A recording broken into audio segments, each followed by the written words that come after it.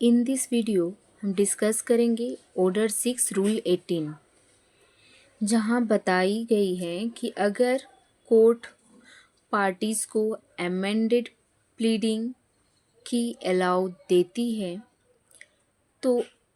इसके बावजूद भी अगर party amended pleading, amended plaint या रिटन स्टेटमेंट वो फाइल करने में असफल हो तब उसकी रेमेडी क्या होगी वो रूल 18 में बताई गई है।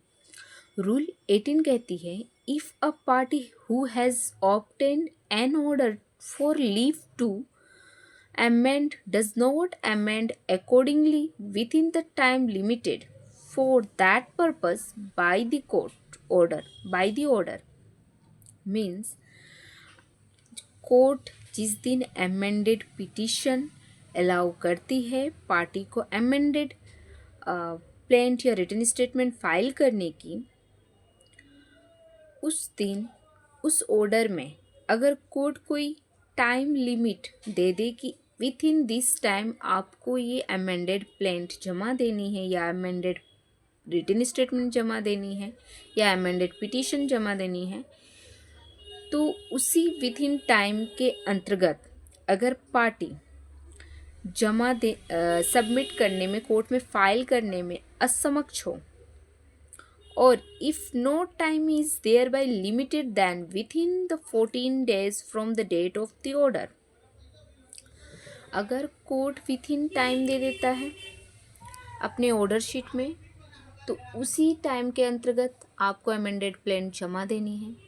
और अगर कोर्ट अपने ऑर्डर शीट में मेंशन नहीं करता है कोई टाइम पीरियड, तब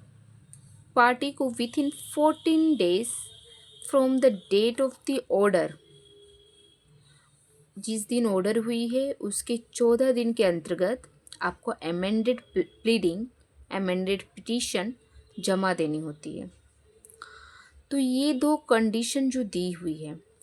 कोर्ट के द्वारा, जो टाइम दी गई है, उसके बावजूद भी आप अगर किसी कारणवश अमेंडेड प्लीडिंग जमा नहीं दे पा रहे हो या फिर जिस ऑर्डर में कोई टाइम पीरियड नहीं दी हुई है